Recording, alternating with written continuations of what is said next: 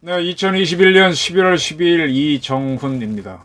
크리튼 브링크 동아태 미국 국무부 차관보가 한국에 온 모양이네요.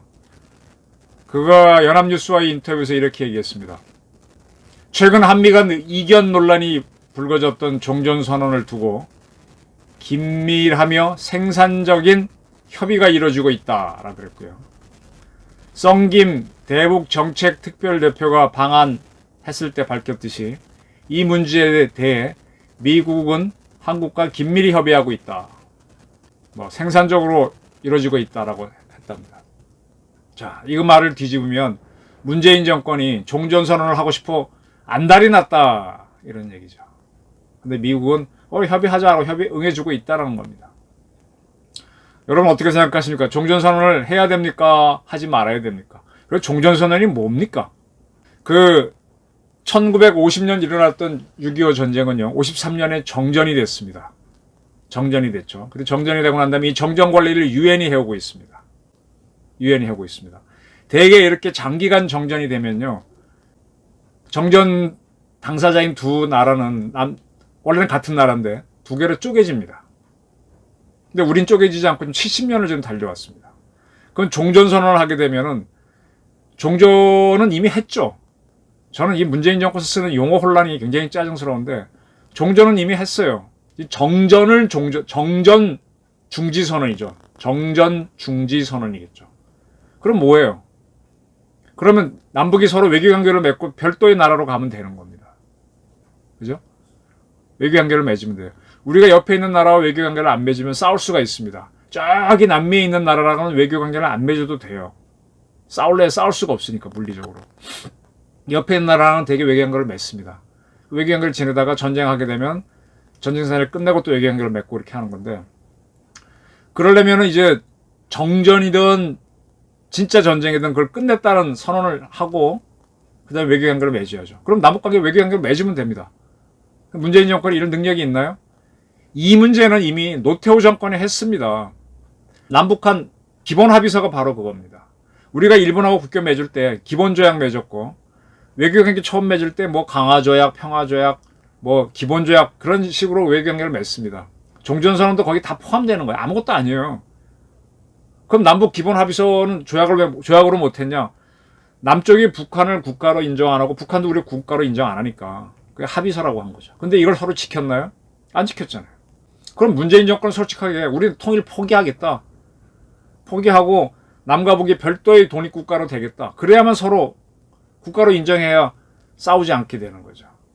근데 이 얘기는 죽었다 깨도 하지 않으면서 자꾸 통일한다는 소리를 하면서 종전선언을 한다니까 이게 거짓말입니다.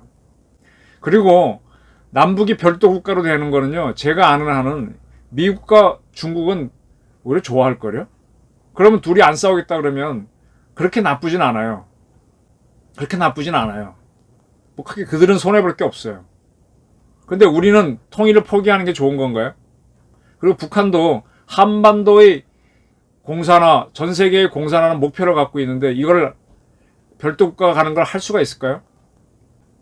북한은 전혀 여기에 대해서 반응이 없는데 왜 문재인 정권은 자꾸 이런 얘기 하느냐. 이게 바로 월남을 망하게 했던 베트콩 같은 걸로 느낌이 들어요.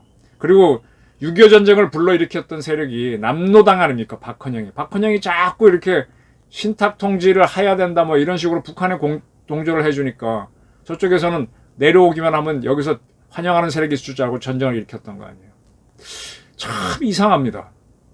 미국인 남북이 별도 또 대립 안 하고 간다 그러면 왜냐하면 동국도 동서독도 그렇게 갔으니까.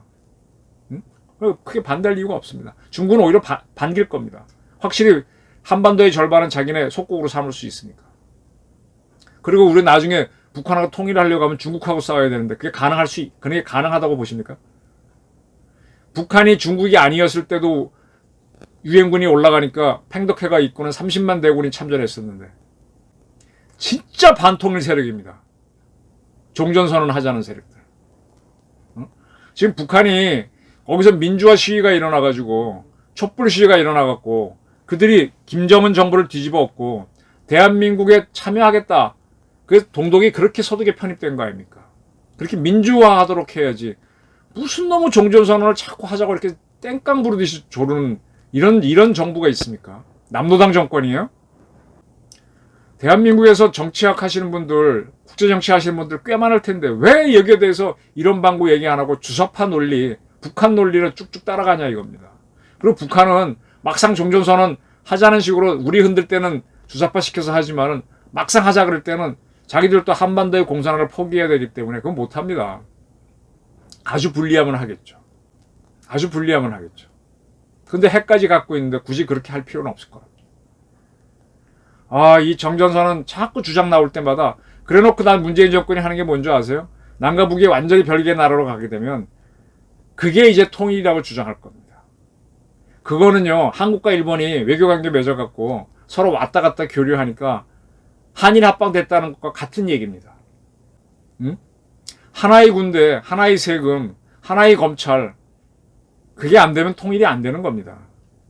북한군은 북한 군대로 있고 대한민국 군대는 우리대로 있고 그걸 통일이라고 나중에 주장하면 그걸 믿으시겠습니까?